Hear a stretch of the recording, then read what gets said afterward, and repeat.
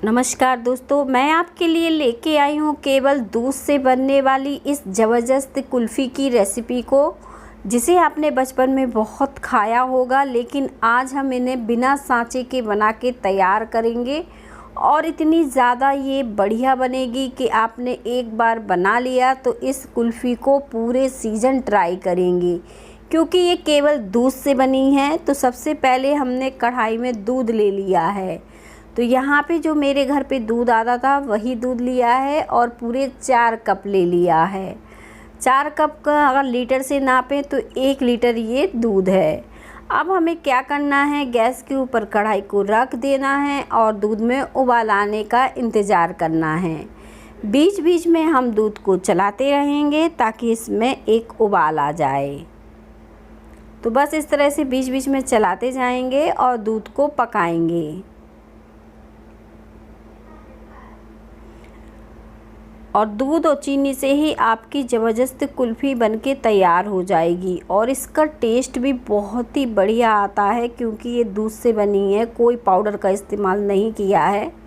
बहुत ही अच्छी कुल्फ़ी बनने वाली है।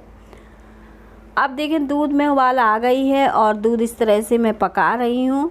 अब हम क्या करेंगे कि दूध में जैसे ही उबाल आएगी तो आँच को धीमा कर देंगे और दूध को पकने देंगे।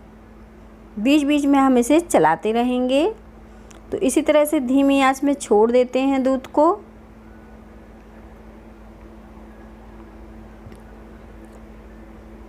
अब दूध में देखें इस तरह से बबल से पड़ेंगे तो हम इसे साइड करते रहेंगे, क्योंकि ये मलाई कुल्फ़ी बन रही है। तो जो इसकी मलाई है वो हमें चला के घोलना नहीं है।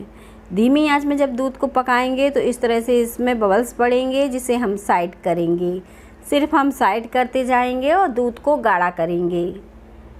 ऐसा हमें कई बार करना होगा। तो इस तरह से जैसे मैं कर रही हूँ, जब इसका हल्का सा आपको कलर बिल्कुल गुलाबी सा दूध का हो जाता है ना, सौंधा सौंधा पक के वैसा कलर इसका आने तक हम पकाएंगे।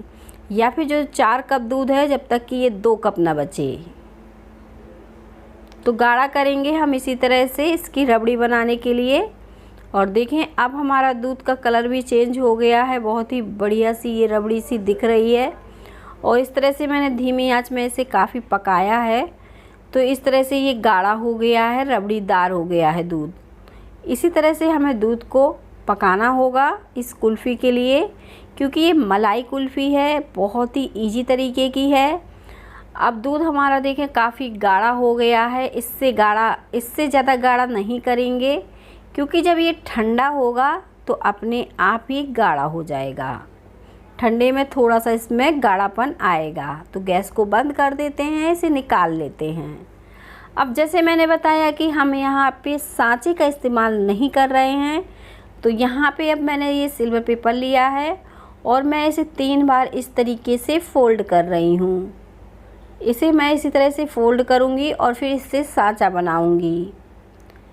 जैसे मेहंदी के लिए कौन बनाते थे ना आप लोग, वैसे ही इसके सांचे बनाने हैं। तो बस हम इसे इस तरह से काट रहे हैं पहले। अब इसके भी हम 2 हिस्से कर लेंगे, क्योंकि कौन को हमें छोटा और पतला बनाना है, बहुत ज़्यादा बड़ी नहीं बनाना है। तो इस तरह से मैं इसे 2 साइज की बना के तैयार कर लूँगी। तो एक बार में 2 कौन हमारी बन जाएगी। अगर आपके पास सांचे हैं तो अगर आप बनाना नहीं चाहते हैं तो इसे सांचे में भी जमा सकते हैं। और देखें, अब हम इस तरह से इसकी कोन बना रहे हैं, इस तरह से जैसे मेहंदी वगैरह के लिए भी बनाते हैं। उसी तरह से कोन के जैसे इसे फोल्ड करना है तो ये सांचे के जैसे बन जाएगा। और कोन हमारी देखें बन गई है एकदम सांचे जैसे। अब इस तरह से हम दूसरी भी बना लेंगे। तो बस इसे फ़ोल्ड करके इस तरह से कर देना है, ज़्यादा मेहनत करने की ज़रूरत नहीं है। और ये बनके तैयार हो गई है। अब यहाँ पे हमारा दूध जो है वो अच्छे से ठंडा हो गया है, यानी जो मलाई हमने बनाई थी वो अच्छे से ठंडी हो गई है। और अब हम इस तरह से इसे चला रहे हैं, बहुत ज़्यादा नहीं चला रहे हैं। अब इसमें हम लास्ट में चीनी डालेंगे। तो यहाँ पे अब हमें इसमें चीनी ऐड कर देना है, क्योंकि ये अच्छे से ठंडा हो चुका है। तो यहाँ पे मैं 5 चम्मच चीनी का इस्तेमाल कर रही हूँ।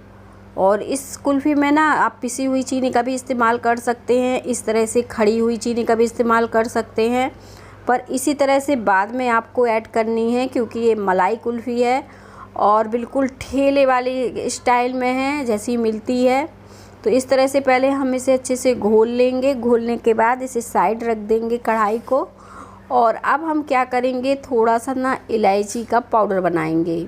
तो मलाई को हमने साइड रख दिया है और यहाँ पे अब हमने 4 इलायची ले ली हैं और इसे इस तरह से मैं कूट के तैयार कर रही हूँ। और इनके जो दाने हैं ना वो हमें इस तरह से निकाल लेने हैं। इलायची पाउडर से बहुत ही बढ़िया टेस्ट आता है मलाई कुल्फ़ी में और फ्लेवर बहुत ज़बरदस्त रहता है इसका। आप इलायची पाउडर ज़रूर डालिएगा, इतना अच्छा फ्लेवर आएगा इस कुल्फ़ी में। इलायची का बहुत ही ज़बरदस्त फ्लेवर आता है और इसका टेस्ट तो बढ़ ही जाता है।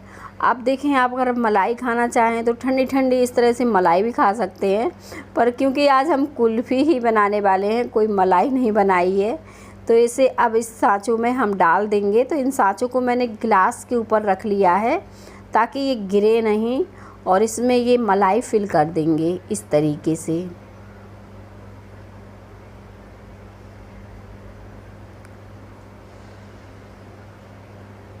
और देखें, हमने इस सांचे में इस मलाई को इस तरीके से फिल कर दिया है।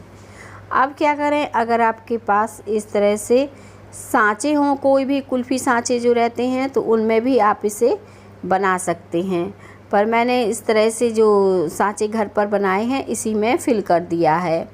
अब बची हुई रबड़ी को आप सांचे में भी डाल सकते हैं या फिर और इसी तरह के सांचे बना के उन्हें भी फिल कर सकते हैं, तो जैसी सुविधा हो वैसा कर सकते हैं। और बहुत ही बढ़िया अब हमारी कुल्फ़ी बनके तैयार होने वाली है, तो इसे फ्रीज़र में रख देते हैं अच्छे से सेट होने के लिए। बची हुई रबड़ी को हम सांचे में डाल रहे हैं, तो यहाँ पे सांचा मलाई कुल्फ़ी भी तैयार हो जाएगी। अब देखें, हम जब ये अच्छे से सेट हो गई है कुल्फ़ी, तब हमने फ्रीज़र से इसे निकाल लिया है। आप देखिए कितना अच्छे से ये बन के तैयार हुई है, कोई बता नहीं सकता कि ये बिना सांचे के ही इतनी बढ़िया कुल्फ़ी ये बन गई है। बहुत ही ज़बरदस्त बनी है, तो ट्राई करिएगा और मुझे कमेंट में बताइएगा कि कैसी लगी आज की हमारी रेसिपी। एकदम सॉफ्ट और मुलायम मलाई कुल्फ़ी हमारी बन गई है।